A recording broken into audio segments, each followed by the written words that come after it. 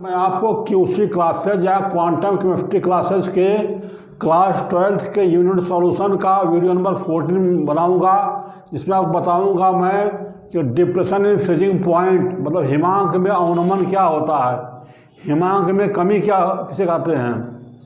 बच्चों, आप जानते हैं कि हिमांक किसे कहते हैं। आपने अभी तक ये केवल पढ़ा कि वह ताप जिस पर कोई द्रव ठोस अवस्था में बदल जाता है उसे हम हिमांक कहते हैं, लेकिन ऐसा नहीं है। वह ताप जिस पर द्रव और ठोस साम्यावस्था में होते हैं उस ताप को हम हिमांक कहते हैं। आपको पता है कि हर ताप पर विलायक का वाष्प दाब विलयन के वाष्प दाब से अधिक होता है, अर्थात विलयन का वाष्प दाब हमेशा विलायक के वाष्प दाब से कम होगा। आपको अगर हम इस ग्राफ समझाएं तो इसके एक्स एक्सिस वाई एक्सिस पर है वेपर प्रेशर वाष्प दाब और एक्स एक्सिस पर है ताप। आप देखिए ये लिक्विड सॉल्वेंट है, इसका वाष्प दाब जो है ये विलयन के वाष्प दाब से अधिक है, इसलिए जब ये टेम्परेचर डाउन होगा तो ये ग्राफ ए बी नीचे की तरफ आएगा और इस बिंदु पर आकर के ये द्रव और ठोस के बीच में साम्यावस्था स्थापित हो जाती है। इस बिंदु पर ये जम जाएगा, इस बिंदु पर ये ठोस में परिवर्तित होगा। लेकिन जब हम इसको विलयन बनाते हैं, कोई इसमें विलय डाल देते हैं, उस स्थिति में विलयन का वाष्प दाब घट जाएगा और ताप कम करने पर ये दोनों बिंदु आकर यहाँ पर मिलते हैं, अर्थात ये विलयन इस बिंदु पर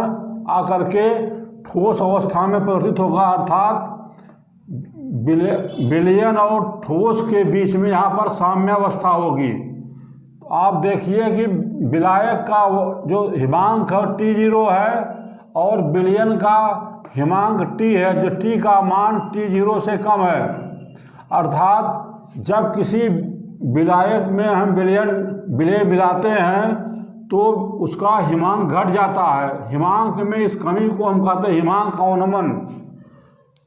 इसको हम शो कहते हैं delta TF is equal to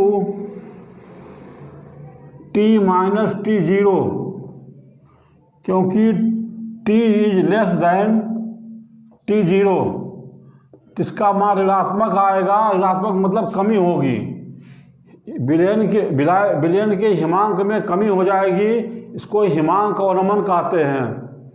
अगर हम सारांश में आपको बताएं कि जब किसी विलायक में हम विलय घोलते हैं तो विलायक के हिमांक में कमी हो जाती है, हिमांक में हुई इस कमी को हम हिमांक अवनमन कहते हैं। और in English we may say that if any solute is dissolved in solvent, then its freezing point decreases, and decrement in the freezing point is called depression in freezing point. कल मैंने आपको बताया था कि ये भी डेल्टा TF जो है this is proportional to molarity, ये मोलरता के अनुपाती होता है, और delta TF is equal to होगा KF into small m। KF को हम कहते हैं मोलर अवनमन स्थिरांक, मोलर अवनमन स्थिरांक, मोलर अवनमन स्थिरांक। इसकी इंग्लिश होती है मोलर डिप्रेशन कांस्टेंट।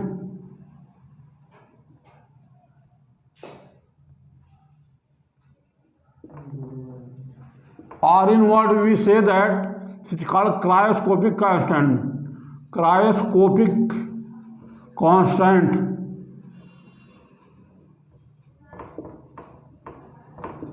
इसका फार्मूला होगा delta TF is equal to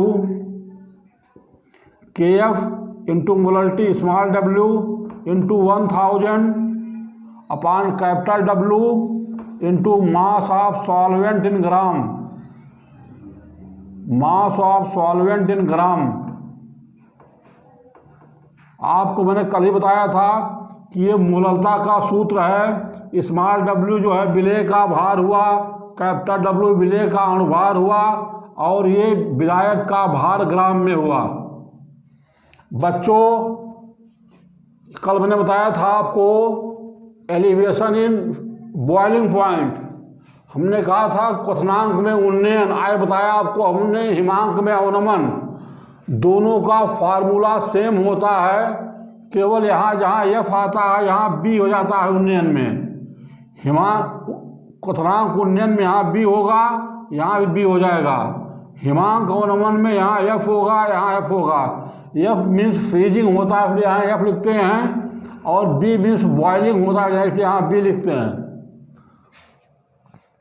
बच्चों, इसका उपयोग जो होता है ठंडे प्रदेशों में, जो गाड़ियों के रेडिएटर होते हैं उसमें पानी भरा होता है, तो वो जब जमता है तो फैलता है, फैलने से रेडिएटर फट जाते हैं।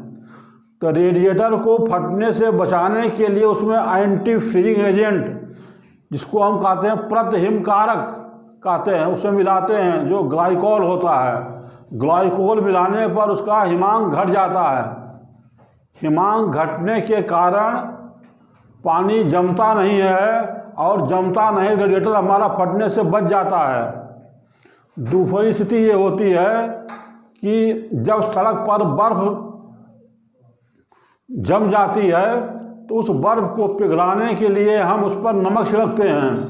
नमक डालने पर बर्फ जो जल होता है, जल का हिमांक घट जाता है, जिसके कारण चूँकि वातावरण का ताप अधिक होता है और जल का हिमांक घट जाता है, इसलिए वो बर्फ पिघलना शुरू कर देती है। इसका सबसे मुख्य उपयोग ये होता है कि सड़क से बर्फ हटाने के लिए उसमें नमक डालते हैं हम।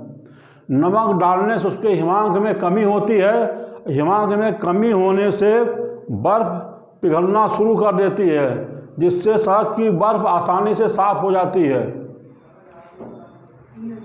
इस चैप्टर का केवल लास्ट वीडियो बचा हुआ है, इसको मैं बताऊंगा आपको कल। वो है अब सामान्य अणुभार, जिसको कहते हैं हम 1/2 फैक्टर, कल आपको बताऊंगा। ये वीडियो आपका जो है बहुत ही उपयोगी है, जिसका इस पर क्वेश्चन आते हैं कि क्या कारण है कि सड़क पर से बर्फ हटाने के लिए सड़क पर नमक का छिड़काव किया जाता है। ये क्वेश्चन आपके बोर्ड में आता है, आप इसको ध्यान रखिएगा। और इस फार्मूले पर भी न्यूमेरिकल्स आते हैं 1 नंबर का, मैं न्यूमेरिकल आपको बताऊंगा। आशा करता हूं कि आपको ये वीडियो पसंद आया होगा और आप इसको जो है सावधानी पूर्वक पढ़ेंगे और समझेंगे। अच्छा लगेगा आप इसको लाइक कीजिए, सब्सक्राइब कीजिए और लोगों को शेयर कीजिए, जिससे अपडेट वीडियो आपको मिलता रहे। मैं पूरे पाठ्यक्रम का आपके चैप्टर वाइज वीडियो डालूंगा, जिससे आपको पढ़ने में आसानी होगी। मैं आप सभी लोगों के मंगल में भविष्य की कामना करता हूं। Thank you.